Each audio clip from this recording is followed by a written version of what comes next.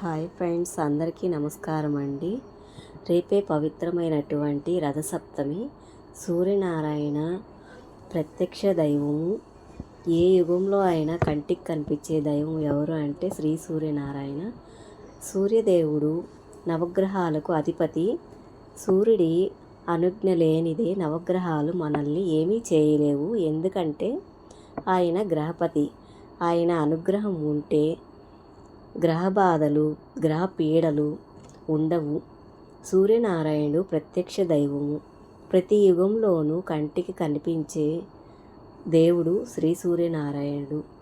దైవం ఎవరయ్యా అంటే సూర్యదేవుడు అన్నమాట. అంతేకాదు, ఆరోగ్యం, సూర్యదేవుని అనుగ్రహం ఉంటే మంచి ఆరోగ్యము, ఐశ్వర్యము మనకు లభిస్తుంది. ప్రసాదించే దేవుడు శ్రీ సూర్యనారాయణుడు. సూర్యదేవుణ్ణి మనమే పూజించడమే కాదు, ముక్కోటి దేవతలు, గరుడ, గంధర్వ, యక్ష, కిన్నెరలు, కింపురుష, సిద్ధ, సాధువులు, ఋషులు పూజించారు, నమస్కరించారు. త్రేతాయుగంలో సాక్షాత్తు శ్రీరామచంద్రుడే శ్రీ సూర్యనారాయణమూర్తిని ఉపాసించాడు. అగస్త్య మహాముని ఆదిత్య హృదయాన్ని శ్రీరామునికి ఉపదేశిస్తే శ్రీరాముడు ఆదిత్య హృదయం చేశాడని మనకు రామాయణంలో స్పష్టంగా కనిపిస్తుంది కదూ. ద్వాపర యుగంలో పంచపాండవులు వనవాసానికి వెళ్ళినప్పుడు పాండవులలో పెద్దవాడైనటువంటి ధర్మరాజు సూర్యదేవుణ్ణి ఆరాధించి పూజిస్తే ధర్మరాజు భక్తికి మెచ్చి సూర్యదేవుడు ప్రత్యక్షమై ధర్మరాజుకు అక్షయ పాత్ర ఇచ్చారు కదా. తరువాత సూర్యుని అనుగ్రహంతో పంచపాండవులు అక్షయ పాత్రలో కావలసినటువంటి పంచపక్ష పరమాన్నాలను భుజిస్తూ పాండవుల దగ్గరకు వచ్చినటువంటి మహారుషులకు, అతిథులకు అక్షయ పాత్రలో అన్నప్రసాదాలను కూడా చేశారని మహాభారతంలో చెబుతారు కదా.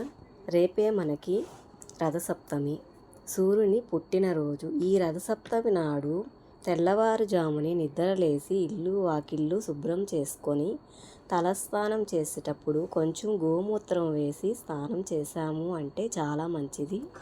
ఈ స్నానం చేసేటప్పుడు ముఖ్యంగా తెలుసుకోవాల్సింది ఏమిటి అంటే, మనము ఈ తెల్ల జిల్లేడు ఆకులు అనేది ఒక 7 తెల్ల జిల్లేడు ఆకులు కానీ, లేదు రాగి ఆకులు కానీ, రేగి పండ్లు తింటాం కదా మనము, అవి ఆ రేగి ఆకులు అనేది కానీ 7 అనేది తల మీద పెట్టుకొని తలస్నానం చేశామంటే ఆరోగ్యాలు అనేది ప్రసాదిస్తారు శ్రీ సూర్యనారాయణ అని మనకి పెద్దవాళ్ళు అయితే తెలియజేశారండి.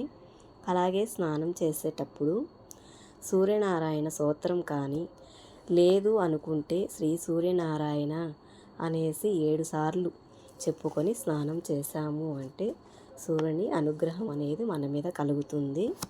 అలాగే గంగా, యమున, సరస్వతి, నర్మదా, సింధు, కావేరి అని ఈ 5 నదుల పేర్లు అనేది జపించుకుంటూ స్నానం చేశామంటే మంచి ఫలితం అనేది లభిస్తుంది అని మనకు పెద్దవాళ్ళు అయితే తెలియచేస్తున్నారు. తర్వాత స్వామి పూజ అనేది రథం ముగ్గు వేసుకొని సూర్యుని ప్రతిమ అనేది వేసి ఆవు పాలతో ప్రసాదం చేసుకొని ఈ చుక్కుడు ఆకులు అనేది ఇస్తరలాగా కుట్టుకొని ఈ ఆకులో అనేది ప్రసాదం ఉంచి స్వామి పూజ చేశాము అంటే అష్టోత్తరాలతో చాలా మంచిది. శ్రీ సూర్యనారాయణ అనుగ్రహానికి మనందరం పాత్రలు అవుదాము.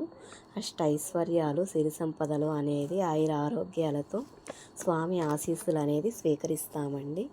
జై శ్రీ సూర్యనారాయణ. ఓం.